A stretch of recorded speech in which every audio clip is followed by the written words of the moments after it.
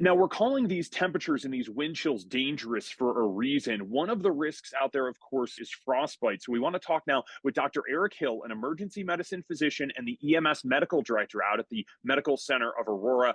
Dr. Hill, give me the kind of the standard. Just how cold and just how long does it take for frostbite to have a really big impact on people?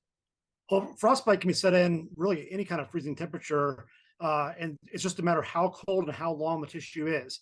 In the type of temperatures we're expecting here in the metro area and across the state of Colorado, it can literally be within a matter of a few minutes. You can start having frostbite setting into exposed areas of your skin.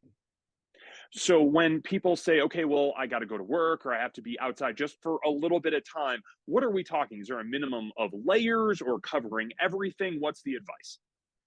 Any exposed skins is the highest risk. So I would say several layers are good. Warm clothing is going to be the key here.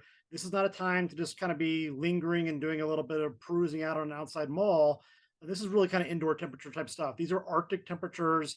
The wind chill factor is going to be, very sub-zero temperatures we're talking about. Exposed skin on your face, your hands, feet, ears, nose, all those areas are at high risk for frostbite, even within a few minutes of being out there in those kind of temperatures.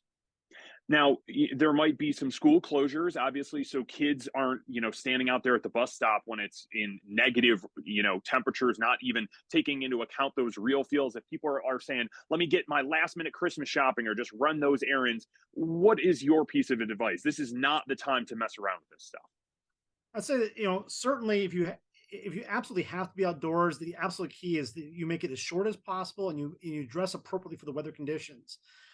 I can't emphasize how much that these kind of temperatures are going to put people at risk. We are going to have frostbite injuries, particularly those people who are outdoors who really don't have access to shelter. Those people are super high risk. But even for the regular people, I mean, if you have kids, realizing that we as parents have responsibilities to make sure that they are dressed in multiple layers, that all the exposed areas are covered. The areas that are the highest risk are your fingers, your toes, your nose, and your ears.